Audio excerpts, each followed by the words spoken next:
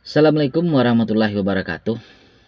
Pada hari ini, hari Minggu, tanggal 23 Juni 2024, saya akan mencoba membahas atau mengupas atau kita lakukan diskusi tentang eh, upaya Nagari Polang untuk mendorong BUMNA untuk berusaha di Nagari Kepulauan itu sendiri. Kenapa kita Nagari Polang mendorong untuk BUMNA itu bisa berusaha atau melakukan usaha di Nagari Kepulauan itu sendiri? Kenapa? Karena ada beberapa keuntungan nih yang bisa kita jabarkan di sini, bisa kita diskusikan di sini. Kenapa kita bersikeras bahwa usaha pengelolaannya melalui BUMNA? Nah, akhir-akhir ini kita telah melakukan penjajakan dengan kampus isi Perempanjang, di mana pihak kampus pun setuju dengan beberapa poin, tapi bukan keseluruhan. Tentu kerjasamanya tentu ada yang bisa kita lakukan, ada yang tidak, sesuai dengan kebutuhan. Nah, contoh pengelolaan konstruksi bangunannya isi Perempanjang, di mana isi Perempanjang akan membangun rencananya itu lebih kurang bangunan 3000 meter persegi untuk 3 lantai. Nah, sekedar informasi bahasanya kampus isi Perempanjang itu lebih kurang lahannya di Taro City lebih kurang 143 hektar. Nah, saat pengelolaan bangunan kita mendorong BUMNA seperti ada supply untuk kebutuhan batu, kebutuhan pasir, batu bata, dan lain sebagainya lah.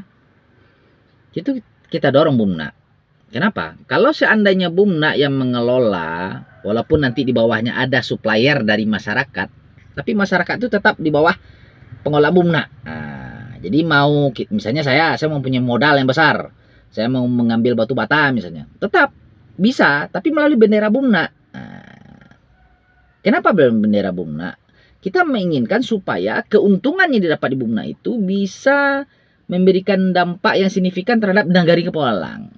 Contoh, kalau seandainya keuntungan, misal dibutuhkan batu lebih kurang 100 kubik misalnya, tentu ada keuntungan yang didapat oleh BUMNA. Nah, keuntungan itu kita selaku masyarakat bisa menanyakan langsung kepada pengurus BUMNA, kemana keuntungan dari batu tersebut, kemana keuntungan dari pasir, keuntungan dari semen, keuntungan dari batu bata, kemana pergi pos-pos anggarannya. Nah, kalau BUMNA yang mengelola, tentu pos anggarannya diatur sesuai dengan undang-undang. Dan sekedar informasi, BUMNA sekarang itu tim pengawasnya ada loh salah satu orang yang bekerja di inspektorat, dan itu pun putra putri asli daerah Nagari Kepulauan itu sendiri.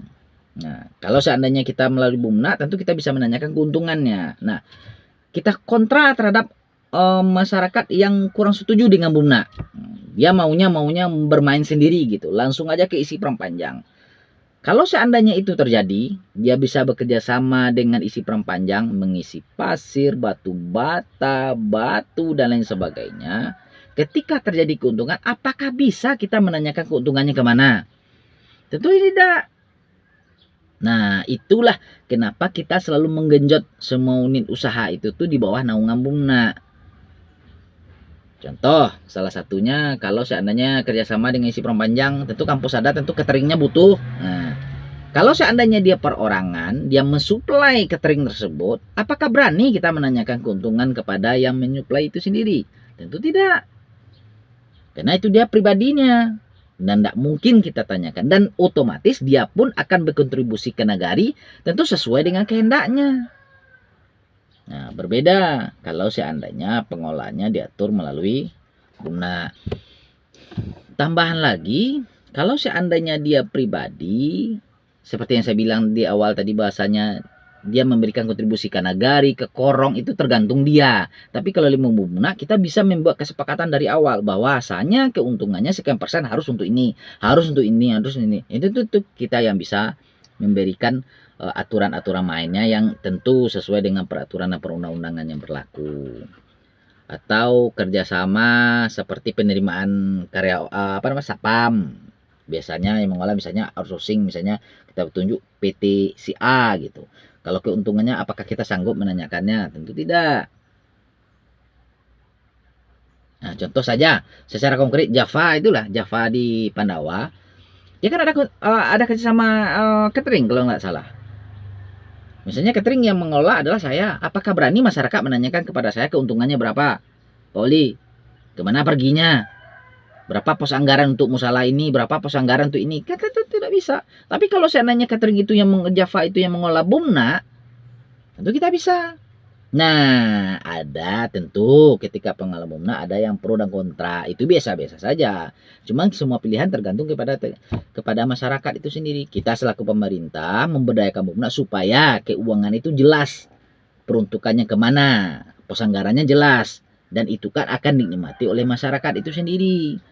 Bukan berarti masyarakat itu kita beri uang uang masing-masing perorangan 100.000, bukan. Cuman kontribusinya bisa melalui kita lahirkan masukkan ke dalam APB, kemudian kita peruntukkan. Misalnya masyarakat butuh perbaikan Manumbo Marapak Beton jalan di sana, bisa dari keuntungan dari Bumna itu bisa kita gelontorkan ke sana, kita alihkan ke sana, kita anggarkan ke sana. Nah, itulah salah satu kiat kita bagaimana kita mendorong Bumna untuk bisa bermain atau berusaha di nagari Kepulauan itu sendiri. Terima kasih. Saya menyampaikan, mohon maaf kalau ada yang salah dan janggal dalam pengucapan saya. Dan ingat, debat tetap pakai adab. Assalamualaikum warahmatullahi wabarakatuh.